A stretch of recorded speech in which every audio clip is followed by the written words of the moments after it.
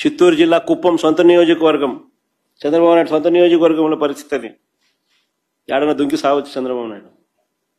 కనీసం కుప్పంలో కూడా కనీసం రైతులు, కనీసం ఆయన సొంత కాన్స్టిట్యున్సీ రైతుల పరిస్థితి అట్టుందనంటే. ఇది వ్యవసాయ శాఖ మంత్రి కాన్స్టిట్యున్సీ, శ్రీకాకుళం జిల్లా మంత్రి అచ్చెన్నాయుడు నియోజకవర్గం టెక్కలిలో పరిస్థితి అది. క్యూ లైన్లలో ఇద్దరు ఏదైనా బాయోగి ఏదైనా చూసుకొని దుంకుతే బెటరు. నేను ఒకటే అడుగుతా ఉన్నా మిమ్మల్ని అందరినీ కూడా, అసలు మీ ద్వారా ప్రజలందరినీ కూడా ఆలోచన చేయమని అడుగుతా ఉన్నది ఒకటే. వైఎస్ఆర్సిపి పాలనలో, అంటే మా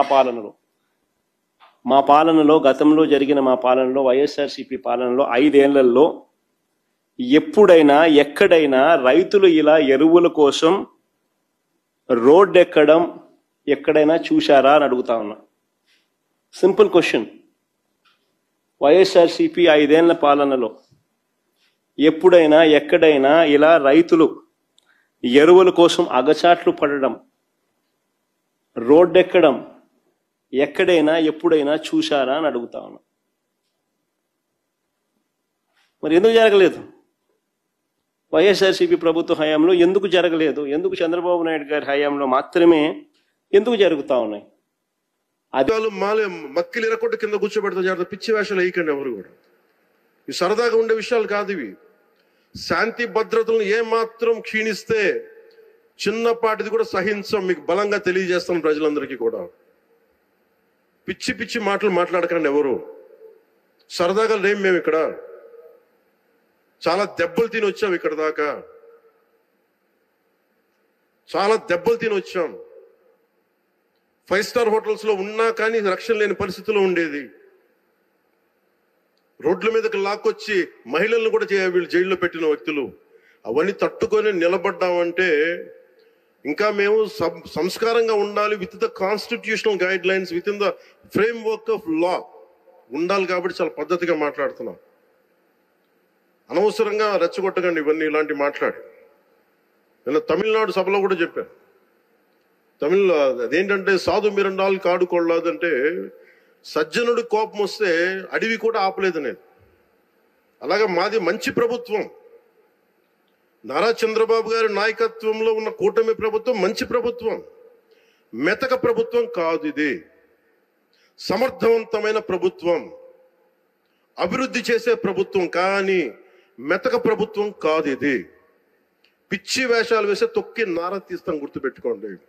ఇది సంస్కారం కాకపోయి, ఇది సభకి కరెక్ట్ కాకపోయినా చెప్తున్నాను ఇది.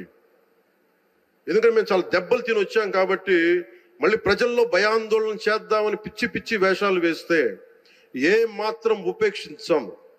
అధికారులకు కూడా మేము అదే అప్పీల్ చేస్తున్నాం. మీరు దయచేసి any anti constitutional, any anti government, please kindly take care and make sure you implement. నీకు మళ్ళీ మరి బరిదగించి ఉన్మాదుల్లా ప్రవర్తించే వాళ్ళు మా ఎన్డీఏ కూటమిలో లేరు, నీ దగ్గర ఉన్నారు. నీకు చెప్తున్నా, సోషల్ మీడియాలో నోటుకొచ్చినట్టు మాట్లాడి ఎలాగైనా ఒక పిచ్చ ఆనందం పొంది, రాక్షస ఆనందం పొంది, నేను ఎక్కడో కూర్చుంటాను, ఎక్కడో ఐడి పెట్టి నేను ఇక్కడ ఎక్కడో కామెంట్ పెడతాను, నన్ను ఎవడు ఏమి చేయలేడులే అనుకుంటే వాళ్ళకి చెప్తున్నా సప్త సముద్రాలు దాటున్నా కూడా మిమ్మల్ని పట్టుకుంటాం. దాన్నే అంటారు వాడుకొని తెప్పతగలేసే రకం ఉంటుంది తెలుసా? ఏదంటారు, ఏరు దాటాక తెప్పతగలేయడం అంటారు. మనోడేంటంటే 5 సంవత్సరాలు కొంతమంది పోలీసుల్ని ఎలా వాడుకున్నాడంటే, ఇంటి దగ్గర కాపలాలకు పెట్టుకున్నాడు, మా ఇళ్ళ దగ్గర బందోబస్తులు పెట్టాడు, పరదాలు కట్టించుకున్నాడు. ఎందుకు పనికిరాని ఏదో పనులన్నీ చేయించాడు వాళ్ళ చేత, పోలీసుల చేత. ఈరోజు ఆ పోలీసులు చాలా మంది ఆ పర్యవేశానం కింద సస్పెండ్ల ఇంట్లో కూర్చున్నారు, 3 IPS ఆఫీసర్లు. అర్థమైందా? ఈరోజు పోలీసుల మీద అంతా మంట వచ్చేసి సప్త సముద్రాలు దాటాను. కొన్ని అదే అంటారు కదా, దీన్నే అంటారు. అందుకే పోలీసులు కూడా అర్థం చేసుకుంటున్నారు. ఇప్పుడు విషయం ఏం వాడికి భయపడాల్సిన అవసరమేం లేదు.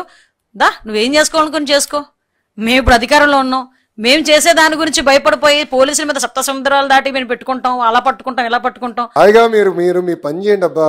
ఎర్ర బుక్ దాన్ని పని చేస్తుంది. అందుకని నేను మర్చిపోయా. ఎట్ట మర్చిపోతా స్వామి? ఎందుకు మర్చిపోవాలి స్వామి? తోట చంద్రని చంపేస్తే మర్చిపోమంటావా? నందం సుబ్బయ్యని చంపేస్తే మర్చిపోమంటావా? ఎట్ట మర్చిపోతావు? చంద్రబాబు నాయుడు గారిని 53 రోజులు జైలుకు పంపిస్తే ఒక కొడుకుగా నేను మర్చిపోతానా అని అడుగుతున్నాను. నాకు తెలుసు ఆయన పడిన బాధ, ఆవేదన ఇప్పుడు కూడా బాధేస్తుంది. ఎందుకంటే ఆ రాజమండ్రి జైల్లో ఎక్కడైతే ఆయన బంధించారో ఆ జైలుని అభివృద్ధి చేసింది చంద్రబాబు నాయుడు గారండి. 2 శిలాఫలకాలు ఉన్నాయి ఆ జైలు ముందల, నేను చూసా. బాబు గారు ఎక్కడైతే పెట్టారో అది ఆయన మొదటి టర్మ్లో చేసింది. ఏ రూమ్లో ఆయన కలిసామో 3వ టర్మ్లో కట్టింది స్వామి. అది ములాఖాత్ బిల్డింగ్ కూడా కట్టింది ఎవరు? చంద్రబాబు నాయుడు గారు. అలాంటి పెద్ద ఆయన్ని 53 రోజులు బంధిస్తే బాధ ఉండదా? బాధ కలగదా? ఎందుకు వదిలి పెడతా స్వామి?